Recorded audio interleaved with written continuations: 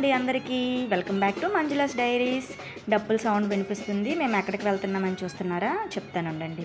సంక్రాంతి అయిపోయాక కనుమ రోజు నుండి 3 రోజుల పాటు మా ఊరిలో శ్రీ శ్రీ శ్రీ పైడితల్లి అమ్మవారి జాతరను అయితే జరుపుకుంటాము. ఊరు నుండి ఎంత దూరం వలస వెళ్ళిన వాళ్ళైనా సరే సంక్రాంతి పండగకు ఊరు వచ్చి ఈ జాతరను చూసుకొనే రిటర్న్ వెళ్తారు. అందరూ కూడా ఈ 3 రోజులు మేళతాళాలతో ముర్రాట్లు పట్టుకొని అమ్మవారి దర్శనానికి అయితే వెళ్తారు. నేరుగా అమ్మవారి దగ్గరికే వెళ్ళిపోకుండా ముందుగా ఉండే చిన్న చిన్న అమ్మవార్లని ముందు దర్శించుకుంటారండి. అవే ఉయ్యాల కంబాల, అసిరమ్మ తల్లి, బండార్లమ్మ తల్లి, నీలమ్మ తల్లి, దుర్గమ్మ తల్లి, ఇలా చాలా అమ్మవార్లు ఉంటారు. ఆ అమ్మవార్లందరినీ దర్శించుకొని ఫైనల్గా పైడితల్లి అమ్మవారి దగ్గరికి అయితే వెళ్తారు.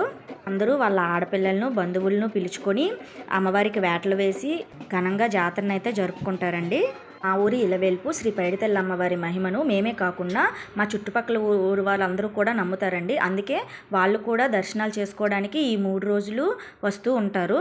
ఈ సంవత్సరం మా ఊరి జాతర కనుమ శుక్రవారం నుండి ఆదివారం వరకు అయితే జరిగింది. సో మేమైతే ఆదివారం వెళ్ళాము దర్శనానికి. అమ్మవారికి ప్రీతికరమైన రోజు మంగళవారం అండి. కానీ ఈ సంవత్సరం జాతర మంగళవారం పడలేదు కాబట్టి ఆదివారమే చాలామంది భక్తులు దర్శనానికి వచ్చి వేటలైతే వేసుకున్నారు. అందుకే మేము కూడా ఆదివారమే దర్శనానికి వెళ్ళాము. జాతర టైంలో టికెట్లు పెడతారండి. టికెట్ తీసుకొని అమ్మవారి దర్శనానికి గుడి లోపలికి అయితే వెళ్ళొచ్చు.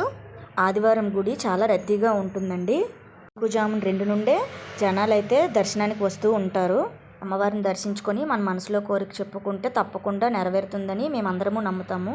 3 రోజులు అమ్మవారి అలంకరణ చాలా గంభీరంగా ఉంటుందండి. అమ్మవారిని చూడడానికి 2 కన్నులు సరిపడవు.